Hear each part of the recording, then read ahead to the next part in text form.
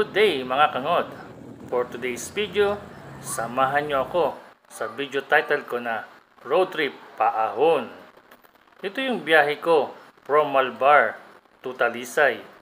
Then, Talisay, Paahon ng Tagaytay. As you can see, isinama ko na dito ang guide map from Malbar to Tagaytay para sa inyong future references. Kung kayo ay magagawi sa lugar na ito with a travel time of 58 minutes via motorcycle with 33 km. Disclaimer po, ito ay nakalap ko lang sa Google para makapagbigay ng konting kaalaman sa atin. Taong 1945 pa pala nagawa ang daan na ito base sa picture na inyong makikita.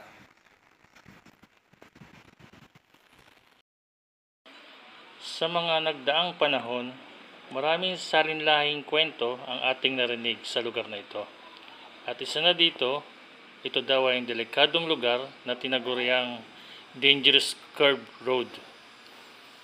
As time passed by, the local government provide the safety measure and they ensure na madaanan ito ng ligtas ng mga motorista at mga manlalakbay. Gaya ng paglalagay ng mga safety railings, barriers, and continuous widening off-road upang maiwasan aksidente. Makatulong sana sa ating lahat ang konting info na ito. Tara, samahan niyo ako. Maglakbay na ulit tayo. Paahon sa Tagaytay. Let's go!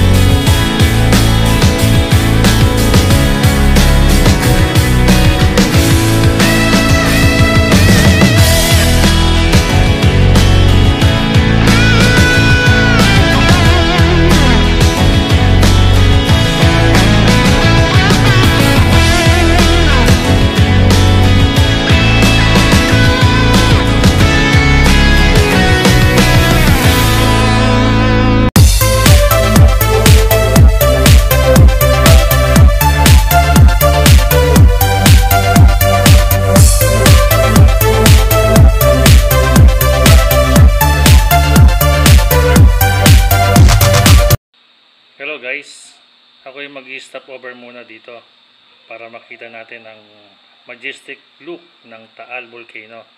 Ito yung mga binabanggit ko sa inyo kanina, ang mga railings. Saka dun sa nadaanan natin kanina, nandun yung mga traktora na nag-widening ng mga kalsada.